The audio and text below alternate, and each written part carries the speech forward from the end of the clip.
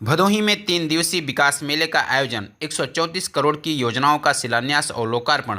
भदोही में उत्तर प्रदेश सरकार की उपलब्धियों को दर्शाने के लिए 3 दिवसीय विकास मेले का आयोजन किया गया, जहां 26 मार्च को ज्ञानपुर में स्थित BNGIC के ग्राउंड में इस मेले में प्रभारी मंत्री AK शर्मा ने 134 करोड़ की 92 परियोजनाओं का लोकार्पण और शिलान्यास किया। इस दौरान 500 से अधिक लाभार्थियों को विभिन्न सरकारी योजनाओं के तहत टूल किट, प्रमाण पत्र, आयुष्मान कार्ड और अन्य सहायता वितरित की गई।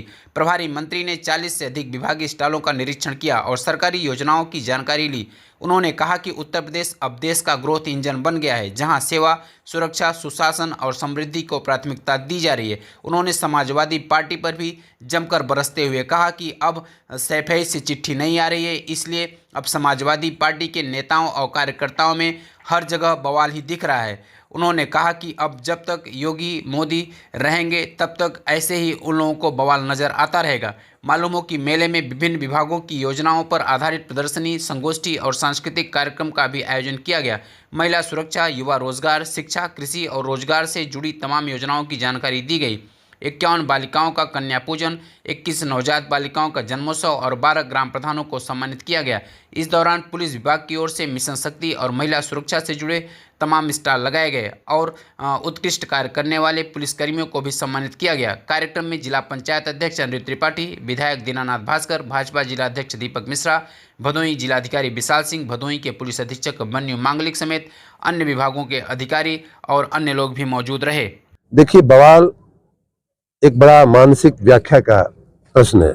अगर आप शांत चित्त हैं, शांत बैठे हुए हैं, कोई व्यक्ति उत्तेजित है, कोई आदमी परेशान है, अब बवाल हमें आपको कोई नहीं दिखता है। हमने कहा ना कि न प्लाट कब्जा हो रहा है, न महिलाओं की आबरू लूटी जा रही है, न महिलाओं के साथ छेड़खानी हो रही है।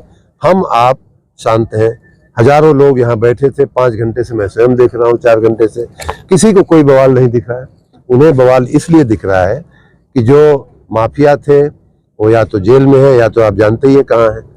हम उस शब्द का उपयोग नहीं करना चाहते हैं। वो उनके लिए बवाल, माफियाओं के लिए इस समय बवाल है। जो कहते थे समाजवाद का नारा है, खाली प्लाट हमारा है, उनको बवाल है, उनके लिए समस्या है। जो जिन लोगों ने गरीब आदमी का प्लाट कब्जा करके अपने महल खड़ा कर लिए थे, उनके घर के सामने बुलडोजर जाके खड़ा है, उनके लिए बवाल है। ऐसे जो गुंडे, मवाली, हमारे आपके साथ जीवन के साथ खिलवाड़ करने वाले लोग, जो भ्रष्ट लोग थे, उनके लिए बवाल है। यहीं भदोही, जौनपुर, आजमगढ़, मैं तो प्रयाग में पढ़ा हूँ। बहुत से लड़के उन दिनों हम जब पढ़ते थे तो PCS की परीक्षाएं देते थे, IAS की परीक्षाएं देते थे। माँ की कृपा से हमारा IAS में हो गया, बहुत से लोग PCS की परीक्षाएं देते थे। उनका चयन जो है ईमानदारी से, निष्ठापूर्वक, उनकी मेहनत, उनके परीक्षा में उनका जो परफॉर्मेंस था उसके आधार पर उन दिनों होता था। बीच के समय काल में क्या हुआ?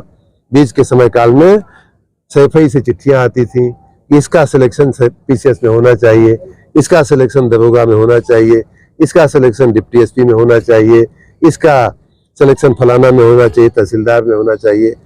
वो व्यवस्था खत्म हो गई। योगी जी ने, मोदी जी ने वो व्यवस्थाएं खत्म हो गई। तो ऐसे लोगों के लिए बड़ा बवाल है, क्योंकि उनकी रोजी रोटी खत्म हो गई, उनकी दुकान बंद हो गई। भाई, उनका तो कहाँ से बवाल नहीं, बवाल ही बवाल है उनके लिए। तो मैं इसीलिए उनको बौखलाहट है, इसीलिए उनको बवाल है। और ये बवाल मैं यूं भी ये भी कहूंगा कि जब तक मोदी जी, योगी जी और AK शर्मा लोग रहेंगे तब तक ये बवाल उनके सिर पे नाचता रहेगा।